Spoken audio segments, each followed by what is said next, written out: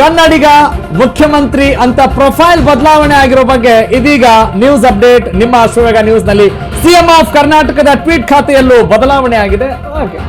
ಒಳ್ಳೆ ಬದಲಾವಣೆ. CM of ಕರ್ನಾಟಕದ ಟ್ವೀಟ್ ಖಾತೆಗೆ ಡಿಕೆ ಶಿವಕುಮಾರ್ ಫೋಟೋ ಈಗ ರಾರಾಜಿಸ್ತಾ ಇದೆ.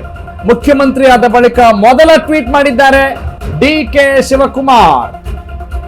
ಕರ್ಮಣ್ಣೆ ವಾಧಿಕಾರಸ್ತೆ ಮಾ ಫಲೇಶು ಕದಾಚನ, ಮಾ ಕರ್ಮ ಫಲ ಹೇತುರ್ಭೋರ್ ಮಾತೆ ಸಂಗೋಸ್ತ್ಯ ಕರ್ಮಣಿ. ಸಂಸ್ಕೃತದ ಶ್ಲೋಕವನ್ನ ಇಲ್ಲಿ ಪ್ರಸ್ತುತಪಡಿಸಿದ್ದಾರೆ ಡಿಕೆ ಶಿವಕುಮಾರ್. ಏನಂಗಂದ್ರೆ, ನನ್ನ ಕೆಲಸ ನಾನು ಮಾಡ್ತೀನಿ, ನನ್ನ ಕರ್ಮ ನಾನು ಮಾಡ್ತೇನೆ, ಫಲಾಫಲಗಳನ್ನ ಭಗವಂತನಿಗೆ ಬಿಡ್ತೀವಿ. ಈಗ ಭಗವಂತ ಅಂದ್ರೆ ನೋಡ್ರಪ್ಪ, ರಾಜಕಾರಣದಲ್ಲಿ ಯಾರು ಅಂತ ಅನ್ಕೊಳ್ಬೇಕು.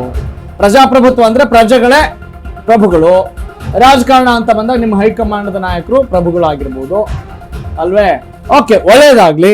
ನಿಮ್ಮ ಆ ಒಂದು ಸಂಕಲ್ಪಕ್ಕೆ ಖಂಡಿತವಾಗ್ಲೂ ರಾಜ್ಯದ ಜನತೆಯ ಪರವಾಗಿ ನಾವು ಶುಭ ಹಾರೈಕೆಗಳನ್ನ, ಕೆಲವೊಬ್ರು ವಿರೋಧಿಸೋರು ಇರಬಹುದು, ಆದ್ರೆ ಅದನ್ನೂ ಕೂಡ ಮರೆತು ಶುಭ ಹಾರೈಸೋಣ ಅಲ್ವೇ? ನಿಜ. ಡಿ ಕೆ ಶಿವಕುಮಾರ್ ಅವರ ವೈಶಿಷ್ಟ್ಯ ಅದು. ಅವರು ನೋಡಿ, ಈ ಕಟ್ಟರ್ ಹಿಂದುತ್ವವಾದಿ ಅಂತ ಏನು ಇರ್ತಾರಲ್ಲ, ಆ ಧರ್ಮಿಷ್ಠರು ಅಂತ ಏನು ಇರ್ತಾರೆ, ಪೂಜೆ ಪುನಸ್ಕಾರಗಳಲ್ಲಿ ಧಾರ್ಮಿಕ ವಿಧಿವಿಧಾನಗಳಲ್ಲಿ ಭಾಗಿಯಾಗ್ತಾರಲ್ಲ, ಅದಕ್ಕಿಂತ ಹೆಚ್ಚಿನದಾಗಿ ಅವರು ಭಾಗಿಯಾಗ್ತಾರೆ. ಮತ್ತು ಎಲ್ಲೂ ಕೂಡ ಯಾರಾದರೂ ಹಿರಿಯರಿದ್ದಾರೆ, ತಾವು ನಂಬಿದಂಥ ವ್ಯಕ್ತಿ ಇದ್ದಾರೆ, ನನ್ನ ಒಳಿತಿಗೆ ಹೇಳ್ತಾ ಇದ್ದಾರೆ ಅಂತ ಹೇಳಿದಾಗ ಅದನ್ನು ಚಾಚು ತಪ್ಪದೆ ಅವರು ಅದನ್ನು ಫಾಲೋ ಮಾಡ್ತಾರೆ. ಇದನ್ನು ಯಾವಾಗಲೂ ಹೇಳ್ತಾ ಇರ್ತಾರೆ, ಕರ್ಮಣ್ಯವಾದಿ ಕಾರಸ್ತೆ ಮಾಫಲೇಶು ಕದಾಚನ ಅಂತ ಹೇಳಿ. ಅಂದರೆ ಫಲಾಫಲಗಳು ಭಗವಂತನಿಗೆ ಬಿಡೋಣ ಅಂಥೇಳಿ ನನ್ನ ಪ್ರಯತ್ನ ನಾನು ಮಾಡ್ತೀನಿ. ನಮ್ಮ ಕೈಯಲ್ಲಿರುವಂಥದ್ದೇನು? ನಮ್ಮ ಕೈಯಲ್ಲಿ ಏನಿದೆ? ಪ್ರಯತ್ನ ಅಷ್ಟೇ ಇರೋದು. ಆ ಪ್ರಯತ್ನ ಮಹಾಪ್ರಯತ್ನ. ಆ ಪ್ರಯತ್ನ ಅಥೆಂಟಿಕ್ ಆಗಿರಬೇಕು, ಪ್ರಾಮಾಣಿಕ ಪ್ರಯತ್ನ ಆಗಿರಬೇಕು. ನಮ್ಮ ಎಫರ್ಟ್ ಇಲ್ಲಿಂದ ಇಲ್ಲಿ ಬರಿಬೇಕು ಅಂದ್ರೆ ಅಷ್ಟು ಪ್ರಮಾಣದಲ್ಲಿ ಪ್ರಯತ್ನ ಪಡಬೇಕು, ಇಲ್ಲೇ ಇರೋದಲ್ಲ ಅಲ್ವಾ? ಎಷ್ಟು ಚಾಚ್ಲಿಕ್ಕೆ ಸಾಧ್ಯವೋ ಅಷ್ಟು ಮಾಡಬೇಕು. ಕೈ ಎಟಕಿದ್ರೆ ಸಿಗುತ್ತೆ. ಕರೆಕ್ಟ್. ಹಾಗಾಗಿ ಇಲ್ಲಿ ಅವರು ಬಹಳ ಅವರ ಒಂದು ಮಹತ್ವಾಕಾಂಕ್ಷೆ ಇದರಲ್ಲಿ ವ್ಯಕ್ತವಾಗ್ತಾ ಇದೆ. ಶಿಸ್ತುಬದ್ಧ ಎಲ್ಲ ಮುಖ್ಯಮಂತ್ರಿಗಳು ಹೀಗೆ ಮಾಡ್ತಾರೆ ಅಂತಿಲ್ಲ, ನಿಜ ಹೊಸದಾಗಿ ಹೀಗೆ ಇರಬಹುದು. ಆದರೆ ಇವರು ಸಂಕಲ್ಪಕ್ಕೂ ಈಗ ಮಧ್ಯಕ್ಕೆ ಬಿ ಎಸ್ ಯಡಿಯೂರಪ್ಪ ಅವರು ಮುಖ್ಯಮಂತ್ರಿ ಆದಮೇಲೆ ಡಿ ವಿ ಸದಾನಂದ ಗೌಡರು ಬಂದರು, ಅದರ ನಂತರ ಜಗದೀಶ್ ಶೆಟ್ಟರ್ ಬಂದರು. ಆ ಕ್ಷಣಕ್ಕೆ ನಾವು ಇಂಥ ಒಂದು ದೊಡ್ಡ ಮಟ್ಟದ ಕುತೂಹಲ ಇರಲಿಲ್ಲ. ಕರೆಕ್ಟ್. ಯಾಕಂದ್ರೆ ಹೇಳಿದ್ರೆ ಸನ್ನಿವೇಶಗಳು ಬೇರೆ ರೀತಿಯಾಗಿತ್ತು. ಇಲ್ಲಿ ಬಹಳ ಸುಸೂತ್ರವಾಗಿ ಮತ್ತು ನಾನೊಬ್ಬ ಇರೋದೇ ಮುಖ್ಯಮಂತ್ರಿ ಆಗೋಕೆ ಅನ್ನುವ ಅವರ ಪ್ರಯತ್ನ ಪ್ರತಿ ನಡೆ ನುಡಿಯಲ್ಲೂ ಕೂಡ ಅವರ ಹಾವಭಾವದಲ್ಲೂ ಕಾಣ್ತಾ ಇತ್ತು. ಅದನ್ನು ಬಾಯಿ ಮಾತಲ್ಲಿ ಹೇಳ್ತಾ ಇರಲಿಲ್ಲ ಅಂತ ಹೇಳಿದ ತಕ್ಷಣ. ಆದ್ರೆ ಹೆಂಗಾಯ್ತು ಅಲ್ವಾ? ಅದೇ ಈಗ ಯಡಿಯೂರಪ್ಪ ಅವರ ಭೇಟಿ ಆಗುತ್ತೆ ಅಲ್ವಾ ಡಿ ಕೆ ಶಿವಕುಮಾರ್ ಅವ್ರದ್ದು.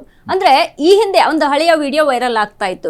ಏನು ಯಡಿಯೂರಪ್ಪ ಅವರು ಮಾತನಾಡುವಂತಹ ಒಂದು ವಿಡಿಯೋ, ಕಾಂಗ್ರೆಸ್ ನಲ್ಲೇ ಇದ್ಕೊಂಡು ನೀನ್ ಸಿಎಂ ಆಗಿ ತೋರ್ಸು ಅನ್ನುವಂಥದ್ದು, ಕಾಂಗ್ರೆಸ್ ನಲ್ಲಿ ಇದ್ರೆ ನೀನ್ ಸಿಎಂ ಆಗಲ್ಲ ಅನ್ನುವಂತ ಒಂದು ಭಾರತೀಯ ಜನತಾ ಪಕ್ಷಕ್ಕೆ ಆಹ್ವಾನವನ್ನ ಕೊಟ್ಟಂಗಿತ್ತು.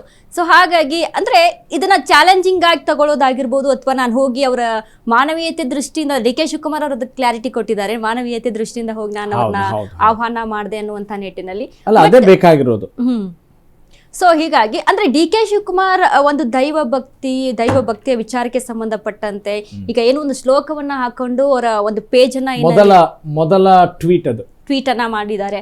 ಸೊ ಆ ವಿಚಾರದಲ್ಲಿ ಅಂದ್ರೆ ಈಗ ಡಿ ಕೆ ಶಿವಕುಮಾರ್ ಹೆಚ್ಚಾಗಿ ನಂಬುವಂತಹ ದೈವ ಭಕ್ತರು, ಒಂದು ಇನ್ಫಾರ್ಮೇಶನ್ ಇತ್ತು, ಲೋಕಭವನದಲ್ಲಿ ಯಾಕೆ ಪ್ರಮಾಣ ವಚನ ಸ್ವೀಕಾರ ಮಾಡಿದ್ರು ಅನ್ನುವಂಥ ನಿಟ್ಟಿನಲ್ಲಿ ವಿಧಾನಸೌಧದ ಮೆಟ್ಟಿಲ ಮೇಲೆ ನಾನು ಪ್ರಮಾಣ ವಚನ ಸ್ವೀಕಾರ ಮಾಡಬೇಕು ಅನ್ನುವಂಥ ನಿಲುವಿದ್ದಂತು ಡಿ ಕೆ ಶಿವಕುಮಾರ್.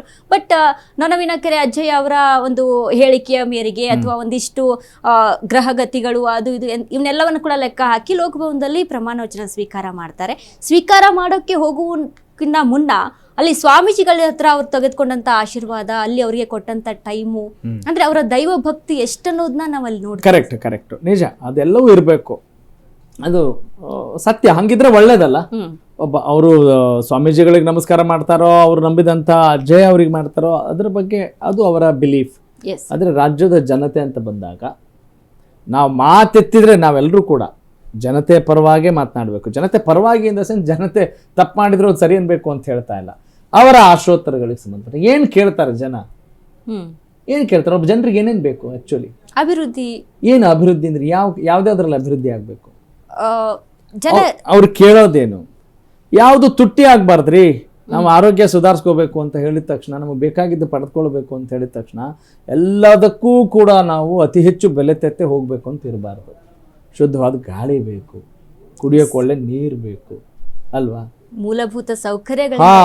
ಅದ್ರ ಬಗ್ಗೆ ಗಮನ ಹಾಕಿ ಅಲ್ವಾ, ಎಲ್ಲೋ ರೋಡ್ಗಳು ಚೆನ್ನಾಗಿರಬೇಕು, ಎಲ್ಲೋ ಅವಘಡಗಳು ಆಗದೆ ಇರೋ ಹಾಗೆ ಆ ನಿಯಮಗಳನ್ನು ಫಾಲೋ ಮಾಡಬೇಕು. ಅವ್ರು ಅನ್ಬೋದು, ನೀವು ಇಲ್ಲಿ ಕುತ್ಕೊಂಡು ಹೇಳೋ ಸುಲಭ, ಬನ್ನಿ ಮಾಡಿ ಅಂತ ಹೇಳು. ಹಂಗಾಗಿದ್ದೀರಿ, ಮಾಡಲೇಬೇಕ್ರಿ. ಹೌದು, ನಾವಾದರೂ ಅದು ಮಾಡಬೇಕು, ನೀವಾದರೂ ಮಾಡಬೇಕು, ನಮ್ಮ ಕೆಲಸಗಳನ್ನ ನಾವು ಮಾಡಲೇಬೇಕು. ಅದೆಲ್ಲ ತಪ್ಪದಾಗ ಎಲ್ಲ ಈ ಸಂಘರ್ಷ, ಕುರುಕ್ಷೇತ್ರ, ಯುದ್ಧ ಅಂತ ಏನು ಬಳಸ್ತೀವಲ್ಲ ಅವು ಬಳಸ್ತೀವಿ ನಾವು, ಆಗುತ್ತೆ. ಸೊ ಇದು ಅವರಿಗೆ ಇರುವಂಥ ಸವಾಲುಗಳು ಕೂಡ ಆಗ್ಬೋದು. ಡಿ ಕೆ ಶಿವಕುಮಾರ್ ಅವರಿಗೆ ಮುಂದಿನ ಹಂತದಲ್ಲಿ ಸಿದ್ದರಾಮಯ್ಯನವರ ಬಣವನ್ನೂ ಕೂಡ ಈಗ ಸಮಚಿತ್ತದಿಂದ ನೋಡಿಕೊಂಡು, ಅಫ್ಕೋರ್ಸ್ ಡಿ ಕೆ ಶಿವಕುಮಾರ್ ಅವ್ರಿಗೆ ಆ ಬುದ್ಧಿವಂತಿಕೆ, ಆ ಚಾಣಾಕ್ಷತನ ಇದೆ.